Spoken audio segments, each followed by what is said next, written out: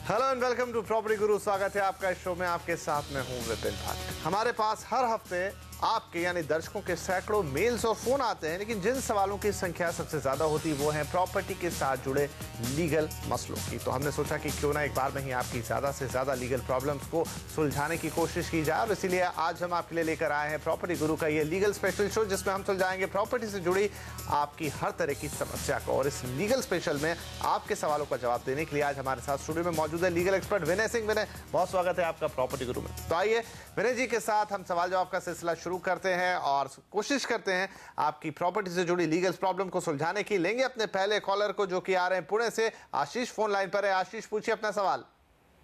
Sir नमस्कार जी। मैं पूना से बोल रहा हूँ। हम 3 दोस्तों ने मिलके पूना के पास हिंजोड़ी में एक गांव है मुगावड़े, वहाँ पे 3 प्लॉट लिया है, जहाँ पे डेवलपर मुझे ITNA दे रहा है, जिसमें मुझे 75:25 का कंस्ट्रक्शन रेशियो दिया गया है जी। और ये भी बोला गया है कि जब मैं कंस्ट्रक्शन करूं तो उसमें एक छोटी IT कंपनी दिखाना पड़ेगा। पहला प्रश्न ये था। दूसरा ये है कि जो डेवलपर है मुझे वो इंडिपेंडेंट 7/12 नहीं दे रहा है, तो क्या मैं फ्यूचर में अगर प्लॉट को सेल करता हूँ तो कोई लीगल प्रॉब्लम आ सकती है क्या? जी जरूर, आपके इन दोनों सवालों का जवाब देने की कोशिश करते हैं। विनय जी, इनकी समस्या का क्या हल हो सकता है? आशीष जी, ये बात तो सही है कि अगर वो ITNA प्लॉट है तो आपको कोई ना कोई उधर IT का बिजनेस एस्टेब्लिश करना ही होगा। जहाँ तक 7/12 का सवाल है, मैं समझता हूँ कि अगर 7/12 इंडिपेंडेंट आपको नहीं मिल रहा है तो ये शायद हो सकता है कि अब तक जो परमिशंस है ITNA की वो पूरी तरह से आई नहीं है, और शायद ये भी हो सकता है कि ज़मीन जो है अब तक एग्रीकल्चरल है। तो मैं आपको यही सलाह दूंगा कि ज़रा आप इस ज़मीन का टाइटल जो है वो ठीक से इन्वेस्टिगेट करें कोई अपने लॉयर के द्वारा, और ये चेक करें कि वाकई में ये ITNA में कन्वर्ट हो गया है कि कुछ काम इसमें अभी भी बाकी है, क्योंकि एग्रीकल्चरल लैंड खरीदने के लिए आपको फार्मर होना ज़रूरी होता है। चलिए, तो यहाँ पर आप ये चेक ले लीजिए, जैसा विनय आपको सलाह दे रहे हैं कि उसका ITNA वाकई में अभी तक मिला है या नहीं, क्योंकि जैसा रूल है अगर आप एग्रीकल्चर ज़मीन खरीदेंगे तो उसके लिए आपका फार्मर होना ज़रूरी है। तो ITNA बहुत ज़रूरी है। अगर आप इस ज़मीन को खरीदना चाहते हैं तो आपको एक बार ये तहकीकात करनी ही होगी। आगे बढ़ते हैं, अगले कॉलर आ रहे हैं हमारे पास बेंगलुरु से। शमशेर सिंह ने फ़ोन किया है। सिंह साहब, पूछिए अपना सवाल। हाँ सर नमस्कार, मैं शमशेर सिंह बोल रहा हूँ बेंगलोर से। जी नमस्कार। सर मैंने एक फ्लैट बुक किया था अप्रैल में, उसका पेमेंट किया है 25% जी, और अभी तक उसका कंस्ट्रक्शन भी स्टार्ट नहीं हुआ। बिल्डर के नाम रजिस्ट्री हो चुकी है, रजिस्ट्री का डॉक्यूमेंट हमको अभी 1 हफ्ते पहले मिला है, और वो जो 25% हमने एडवांस दिया है उसके ऊपर 5% वैट और 2.5% सर्विस टैक्स की डिमांड कर रहे हैं, और फ्लैट की अभी कंस्ट्रक्शन भी स्टार्ट नहीं हुई। मेरे हिसाब से हम लोग तो सोचते हैं कि जब हम फ्लैट खरीदेंगे, जब आप रजिस्ट्री कराएंगे, तब हमें टैक्स देना चाहिए या अभी टैक्स देना कानूनी बनता है? बहुत अच्छा सवाल है शमशेर जी। टैक्स देंगे, क्या वो फाइनल रजिस्ट्री में भी ऐड होगा, फाइनल के टैक्स में भी ऐड होगा? जी, ये 2 सवाल है। बिल्कुल, काफी अच्छे सवाल हैं आपके दोनों ही। इनके लिए क्या सलाह होगी विनय जी? शमशेर जी, ऐसा है कि जब आप पेमेंट कर रहे हैं तो उसी समय आपको ये टैक्स भी चुकाना है। सर्विस टैक्स भी जो होता है वो एडवांस के ऊपर होता है, और आपका वैट भी उसी तरह से आपको देना है। मैं समझता हूँ शायद नए रेट्स जो हैं वो चेंज हो चुके हैं थोड़े। अभी 5.5% और 3.09% है, तो बिल्डर ये पुराने रेट पे मांग रहा है, इसलिए शायद कि उन्होंने आपसे ये रकम पहले ही कलेक्ट कर ली होगी। तो ये अनफॉर्चुनेटली मैं समझता हूँ आपको अभी देना होगा। हाँ, ये तो तय बात है कि ये टोटल कंसिडरेशन के ऊपर है, तो जैसे जैसे आप किस्तें देते जाएंगे वैसे वैसे आप टैक्स भरते जाएंगे, तो फाइनल जो टोटल है उसमें तो ज़रूर ये काउंट होगा ही होगा। यानी कि जो ये धीरे धीरे इन पार्ट टैक्स भरेंगे, तो जब फाइनल हो जाएगा, पूरा पेमेंट हो जाएगा, तो ये सारी चीजें जुड़ के एक साथ वहां पर दिखाई देंगी। बिल्कुल। चलिए शमशेर जी, तो उम्मीद करते हैं कि अब आपके मन में जो भी कंफ्यूजन था टैक्स को लेकर या वैट को लेकर, वो अब क्लियर हो गया होगा। और हमारे बाकी के भी तमाम दर्शक, क्योंकि इस तरह के सवाल हमारे पास बहुत ज्यादा आते हैं, उनके सामने भी अब तस्वीर काफी हद तक साफ हो चुकी होगी। आगे लेंगे एक ईमेल जो भेजा है मोहम्मद हबीब ने। पूछना चाहते हैं कि बिल्डर को बुकिंग के पैसे देने के बाद पेमेंट की रसीद लेना काफी है या फिर एग्रीमेंट रजिस्टर करवाना भी जरूरी है? रजिस्ट्रेशन सब रजिस्ट्रार में करें या नोटरी के यहाँ ही इसे कर लेना काफी होगा? विनय जी। हम इस शो पर बहुत बार विपिन कह चुके हैं कि जितनी जल्द हो सके आप एग्रीमेंट को रजिस्टर कराएं, क्योंकि इससे दो चीज़ें होती हैं। एक तो आपका टाइटल बन जाता है, आपका प्रॉपर्टी में हक बन जाता है, और दूसरी बात जो भी आपने बिल्डर के साथ टर्म्स एग्री किए हुए हैं वो एकदम स्पष्ट हो जाते हैं, और कल को कुछ भी 19-20 हुआ तो आप इस चीज़ को अच्छे तरीके से एनफोर्स कर सकते हैं। तो हमारी सलाह यही रहती है कि जल्द से जल्द इसे आप रजिस्टर करें और सब रजिस्ट्रार के ऑफिस में ही करें। नोटराइज डॉक्यूमेंट जो है वो इमूवेबल प्रॉपर्टी के लिए काफ़ी नहीं होता। चलिए, तो विनय जी की बात को मैं भी एक बार दोहरा देता हूं। जैसा विनय जी ने कहा कि हम हर बार अपने लगभग हर एपिसोड में आपको बताते हैं कि जो भी आप एग्रीमेंट कर रहे हैं उसे रजिस्टर जरूर कराएं, और वो भी रजिस्ट्रार के ऑफिस में जाकर। और जैसा विनय ने कहा कि ऐसा करने से आपके पास कई हक आ जाते हैं, तो आगे भविष्य में अगर कभी कोई दिक्कत पड़े तो आपका पक्ष मजबूत रहता है और आप किसी भी मुश्किल का या कानूनी अड़चन का सामना आसानी के साथ और अच्छे तरीके से कर सकते हैं। फिलहाल इसी के साथ यहां पर हम लेंगे एक छोटा सा ब्रेक, लेकिन लीगल स्पेशल में सवाल जवाब का सिलसिला आगे भी बना रहिएगा और आप भी बने रहिए हमारे साथ। हम आते हैं इस छोटे से ब्रेक के बाद।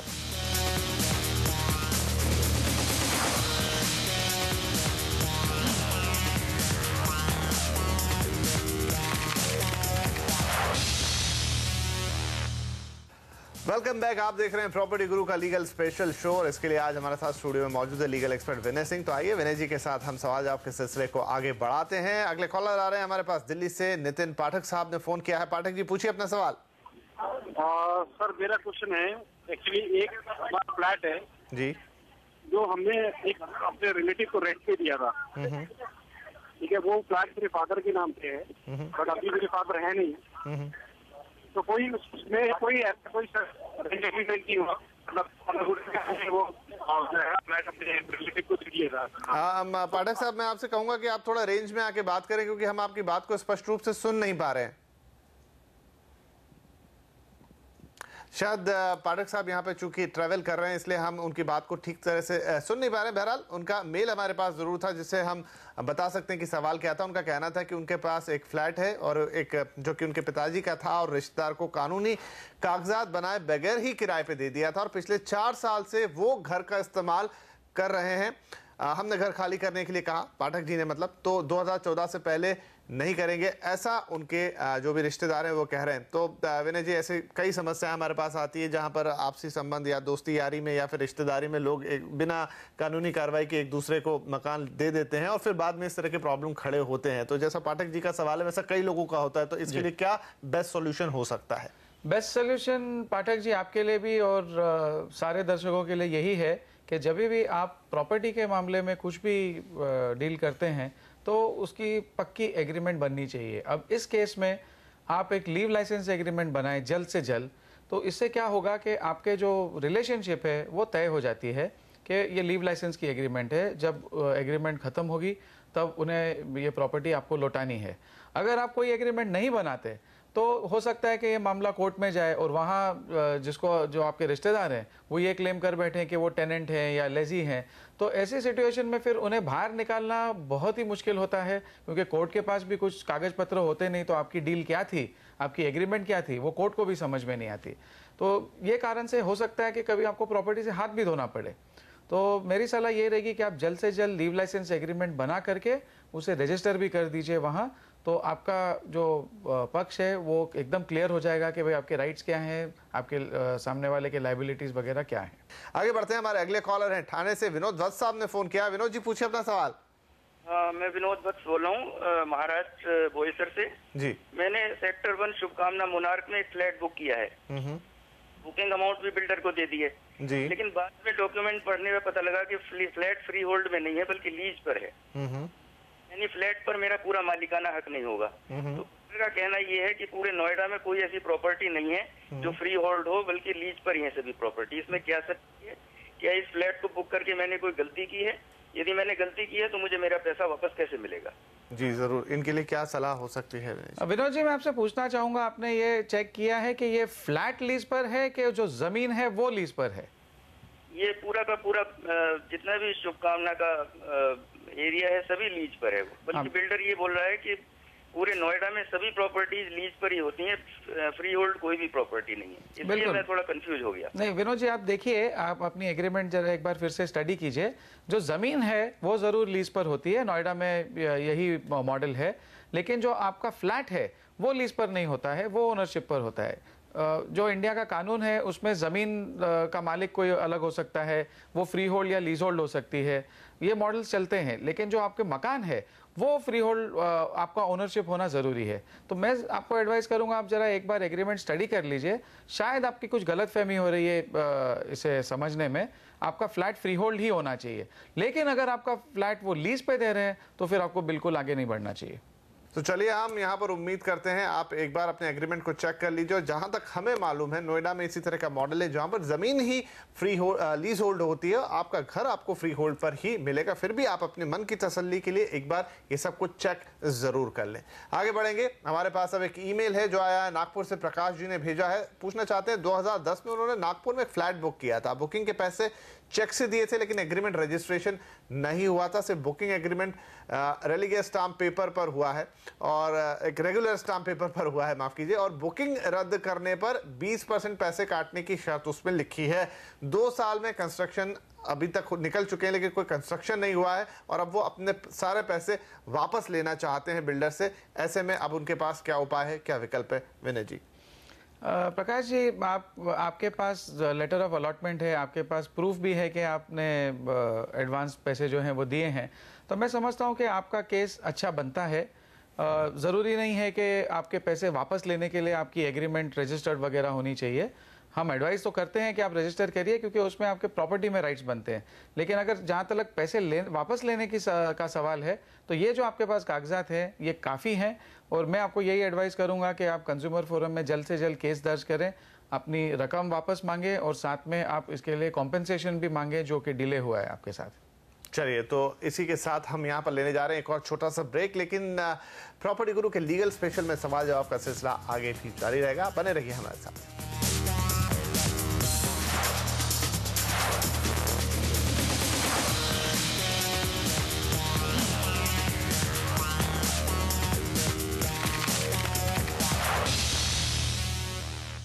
वेलकम बैक, आप देख रहे हैं प्रॉपर्टी गुरु का लीगल स्पेशल और आपकी लीगल समस्याओं को सुलझाने के लिए आज हमारे साथ स्टूडियो में बने हुए हैं लीगल एक्सपर्ट विनय सिंह। तो आइए उनके साथ मिलकर आपकी समस्याओं को सुलझाते हैं। आगे बढ़ते हैं, हमारे अगले कॉलर हैं दिल्ली से पीके शर्मा जी। शर्मा जी, पूछिए अपना सवाल।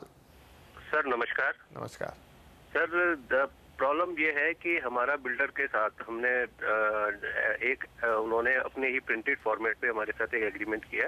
एग्रीमेंट के हिसाब से हमने जो भी इंस्टॉलमेंट्स में हमने उनको पूरा का पूरा पेमेंट सारा का सारा दे दिया और उसके बाद बिल्डर को हमने बोला कि आप हमें पोजीशन वगैरह दीजिए, तो उन्होंने बोला कि अभी रेडी नहीं है जी, और हमको सारे सर्टिफिकेट दे दिए तो उन्होंने बोला अभी आपका रेडी नहीं है। तो उन्होंने पोजीशन जो है वो हमने रजिस्ट्री के लिए बोला, उन्होंने कहा अभी हम थोड़े टाइम में आपको रजिस्ट्री करेंगे फिर दे देंगे। भी क्या हुआ, जब उनको फोर्स करते रहे तो उन्होंने हमें पोजीशन दे दिया और रेंटेड प्रॉपर्टी थी उसका रेंट भी हमारे पे ही चेक से आने लगा। सेल डीड इन्होंने नहीं किया। इस बात को करीब जब 4-5 साल हो गए, हम बिल्डर को कहते रहे, उन्होंने कहा नहीं अभी हम लोगों का, क्योंकि ये मल्टीप्लेक्स है, यहाँ सब लोगों का जब रजिस्ट्री पेमेंट आ जाएगा तब हम रजिस्ट्री करेंगे। उनके एग्रीमेंट में ऐसा क्लॉज भी था। ठीक है, अगर आपके क्लॉज ऐसा है तो जब सबका आ जाएगा हमें बता दीजिएगा, हम रजिस्ट्री कर देंगे। जी। फिर उन्होंने हमारे पास एक लेटर अभी साल भर पहले भेजना शुरू कर दिया कि आपने रजिस्ट्री नहीं कराया है, इसलिए हम आपका अलॉटमेंट कैंसिल कर रहे हैं और आप इसका पोजीशन हमको वापस दे दीजिए और इस पोजीशन को अगर आप वापस नहीं देंगे तो पर डे आपका 5,000 रुपए के हिसाब से हम आपसे चार्ज करेंगे। जी। अच्छा, इस एग्रीमेंट के अंदर आर्बिट्रेशन क्लॉज भी था। हमने उनको आर्बिट्रेशन के लिए लेटर भी भेजा जिसका उन्होंने हमें कोई जवाब नहीं दिया। जी। फिर हमने इस एग्रीमेंट को हमने दिल्ली हाई कोर्ट के अंदर इसको डाल दिया। वहां पर हाई कोर्ट ने इनको नोटिस दिया, हमको इंजंक्शन दे दिया कि बिल्डर यहाँ पर किसी भी तरह से एंट्री और अपना ट्रांसफर राइट्स वगैरह कुछ भी नहीं कर सकता। जी। इन्होंने वहाँ जो है अब जवाब में ये लिख के भेजा है कि यहाँ पर जो प्रॉपर्टी है, इस प्रॉपर्टी के अंदर ये एग्रीमेंट रजिस्टर्ड नहीं है, जिसमें उन्होंने SMS स्टेट का एक एग्जांपल दिया कि ये एग्रीमेंट जो था। जी शर्मा जी, क्योंकि सवाल बहुत ज्यादा लंबा हो रहा है लेकिन हम आपकी बात समझ गए हैं और विनय जी भी समझ गए हैं, तो हम बताने की कोशिश करते हैं कि किस तरीके से आप इस समस्या से निजात पा सकते हैं। विनय जी। शर्मा जी, अब क्योंकि मामला आपका कोर्ट में है तो आपको परस्यू तो वहीं करना होगा और जो भी आपको रिलीफ है वो भी कोर्ट ही देगा। लेकिन जहाँ तक मैं समझता हूँ कि ये एग्रीमेंट जो है रजिस्टर कराना एकदम ज़रूरी है।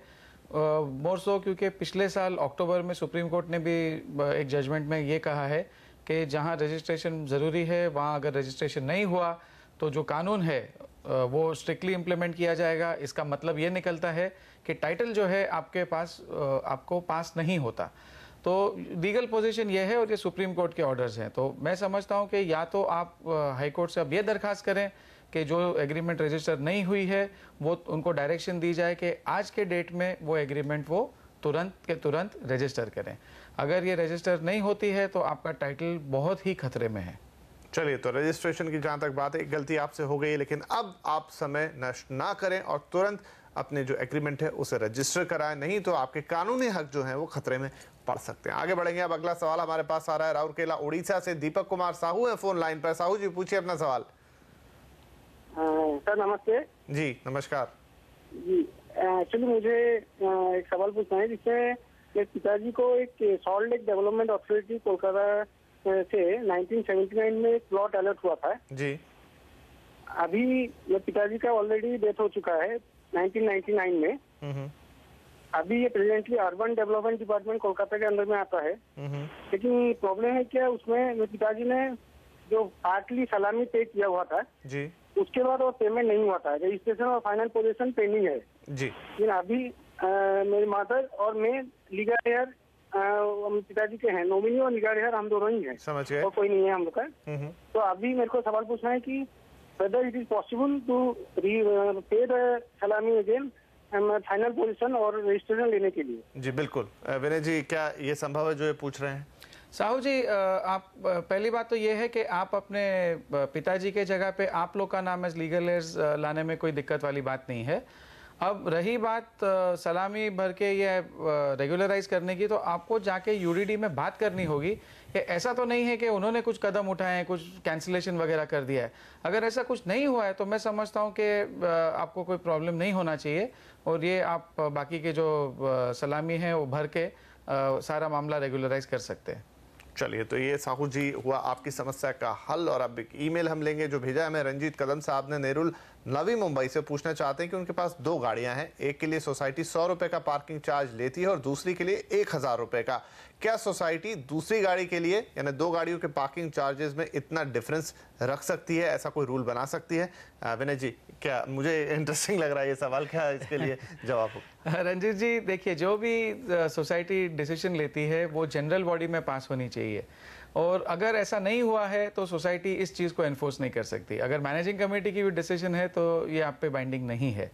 जहाँ तक रहा सवाल का कि ये 2 अलग रेट चार्ज कर रही है, आप शायद आपकी सोसाइटी में भी ऐसा ही है कि जगह कम है, गाड़ियाँ ज़्यादा हैं, तो पहली गाड़ी के लिए कम चार्ज लिया जा रहा है और हो सकता है दूसरी गाड़ी के लिए इस कारण से ज़्यादा चार्ज लिया जा रहा है। तो मैं नहीं समझता हूँ ये गलत है। अगर ये जनरल बॉडी में आपके पास हुआ है तो पहले चीज़ तो आपको ये पता लगाना होगा कि ये कौन सी मीटिंग में पास हुआ था और ये सही तरीके से पास हुआ है कि नहीं। और अगर पास हुआ है तो मैं समझता हूँ आपको भरना होगा। अगर नहीं पास हुआ है तो आपको कोई ज़रूरत नहीं है कोई भी रकम भरने की। चलिए, तो बहुत साफ है। देख लीजिए एजीएम में क्या चीज़ पास हुई है और क्या नहीं, और अगर ऐसा नहीं है तो कुछ मत दीजिए। लेकिन अगर कोई ऐसा रूल है जो एजीएम में बना है तो फिर आपको इस पेमेंट को शायद करना ही होगा। बहरहाल, तो अपने लीगल स्पेशल एपिसोड में हम यहीं ख़त्म करेंगे इसे और आपसे इजाज़त लेंगे और उम्मीद करते हैं कि हमारे इस लीगल स्पेशल एपिसोड में आपको आपके काफ़ी सारी समस्याओं का समाधान मिला होगा। लेकिन ये प्रॉपर्टी गुरु में अगले हफ्ते आपसे फिर मुलाकात होगी, जहां पर एक बार फिर हम आपको लीगल ऑप्शंस, लीगल समस्या सुलझाने में मदद करेंगे, साथ ही कुछ अच्छे इन्वेस्टमेंट ऑप्शंस भी देंगे। तो अगले हफ्ते फिर होगी मुलाकात, तब तक के लिए दीजिए इजाज़त। नमस्कार।